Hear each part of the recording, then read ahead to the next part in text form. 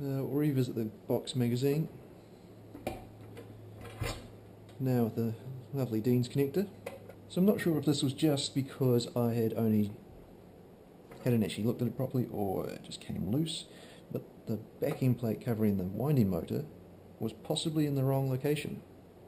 This is now in the finished location, or the correct location, which covers that motor quite nicely and gives you actually a lot more space. Lovely little flexible feeder hose, so that just lifts up.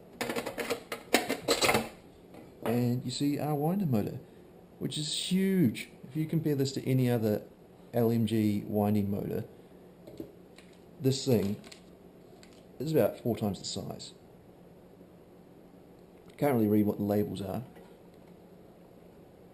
but I'm going to say this fella is never going to burn out. In fact, I don't know how you get that out in a hurry. Downside is, if it does burn out, I don't know where you'll get a replacement. So we'll put this plate back in. Don't know if this is the best way of securing it, because that is just a friction fit. Yes, your battery and all that shit can fit under here, but it can still come loose. Would have liked some sort of tab or something up there. Still got this ridiculous space down the front here for your, I assume, for your battery, because it's a couple fingers. That's either going to be a really narrow bloody battery, or unless they've just decided you jam your batteries in here. So it still leaves a question about where your battery goes. You put it in here, lose some capacity, try and squash it into there, but that's going to be a very, very small battery. Maybe put it down there, but that's going to be a narrow battery. Maybe it's a bit of both. Maybe that's where they expect you to put your dummy rounds and squash a tiny battery in there. Who knows? Have a closer look at the barrel. This is the part I was talking about as missing a hole. It should be on straight down the guts there. I don't think this little transition here is correct, but that's probably the best they could do, given you're trying to bend the metal against the strongest axis. Have another look at this barrel threading. So if you look closely, these are on a slight angle. Try and line it up with that. I knew this would come in handy one day. So you see, these ribs, as best I can tell, are actually a thread, or cut using a die, rather than the real gun having them as proper fins, more in line with the ZB30 or 28 or whatever that went on to become the Bren. So see if that sort of shows up, but you're not really getting much of a reference. So this is where it attaches to the gun. You've got your 2 grub screws holding your hop up in, and then this locking latch is what keeps it inside the receiver. So I've had a wee play around, and this will not fit an A&K PKM. This is too big. Only just. If you're going to have to start shaving material out, the PKM is made of materials with questionable durability, and you don't really want to start messing this up, so you can't then use it with something a bit sturdier like the LCT. Vis-a-vis, the PKM outer barrel will fit in the PKP receiver, which if you do that, you get sort of a hybrid PKM with plastic furniture but the optic mount. So here's that retaining pin on the front side. It's meant to hold your flash hider on, but she's definitely not touching anything. So my flash hider's a wee bit loose, and I can't quite figure out how that's attached because it only turns so far and basically stops.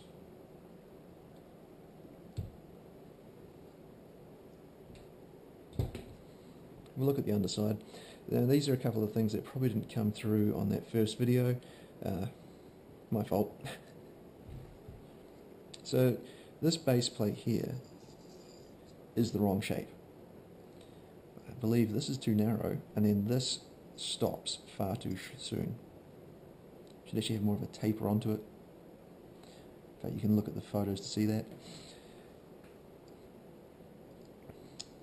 It's a pretty minor thing, but you just want it to be 100% accurate to the real thing, especially if you're going to throw this sort of money at them. So this is the part I was trying to describe as being a little bit inconsistent on some of the other PKP conversions you can get out there. I know of two. One is a pretty small run Polish kit, and the second one is the Raptor, which is a bit more common. And it seems that some of them sort of chop out this section of the shroud, or at least trim it down, possibly for clearance issues. This will get very, very close to your gas system. So if we continue on the what's not so great vibe, don't know what that was. Now this is the stock. This is the bit I was talking about. So you got the cut down, but then it should actually continue as a rib through here and be thicker. It transitions back once you get down to here. I'll try and get the photos to show that, but again, you want it to look like the real thing from up close, not just a 10 metre is good enough sort of thing. Moving on to the optic mount. Jeez, that got filthy in a couple of days. I mean, instantly. One thing I've just noticed, this is actually clashing. I don't know if that's coming through, but this pin, which is your top cover retainer hinge, is actually hitting on your little lever, release lever for your optic mount. So that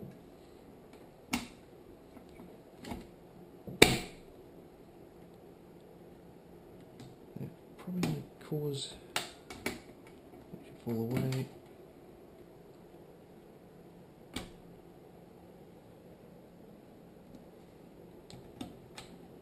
I mean, it's not the end of the world, but you'd think you might just make sure your clearances worked. I don't know. Maybe LCT haven't made very many guns before. Let's delve further into this optic mount.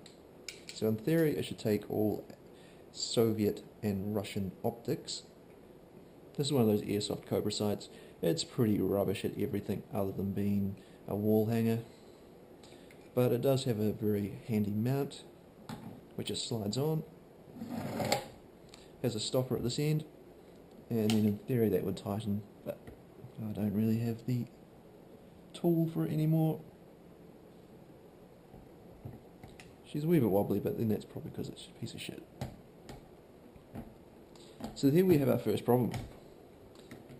Well, I don't think they run Cobras with PKPs, because you cannot get to that optic mount release, or not with any fucking ease. Oh.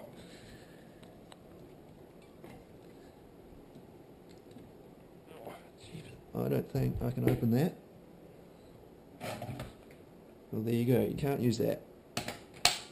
But if this was how it's going to work, pull it back, gravity will take that across, open your top cover when you use that stiff, and it's, again, that further issues. It is actually, that we release tab is rotated over and actually made the problem worse.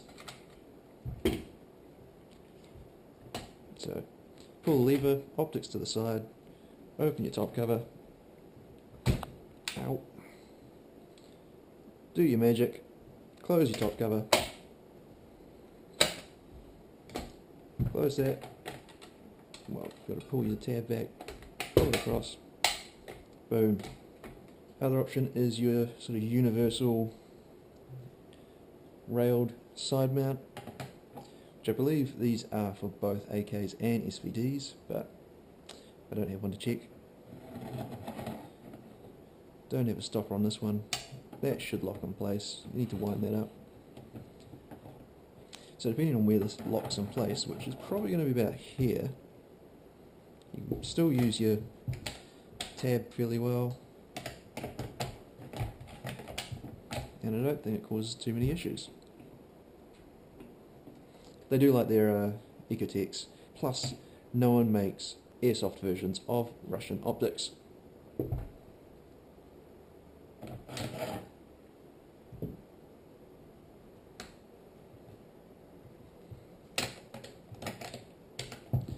Yeah, that is... Well, I guess it stops it flopping around, but that's actually getting in the way of operation. If you're in a hurry, maybe under stress, don't do it right, whatever reason. And then, got a real optic on here, something expensive. It's not quite done it right. Doesn't move far, but maybe that little movement's enough for it to hit something you didn't want it to hit. So this is actually quite a simple design as far as keeping this plate in place. These hinges either side here have a stopper at about 30 degrees to physically limit how far that can go.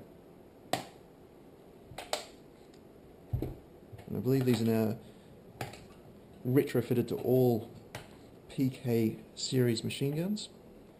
Gearbox is held in from the bottom with 2 grub screws, and then also this hop-up holder, which you put a remove to remove the gearbox. Anyone who's got an A and K PKM may recognise this little fella. It's much easier to take out on the PKP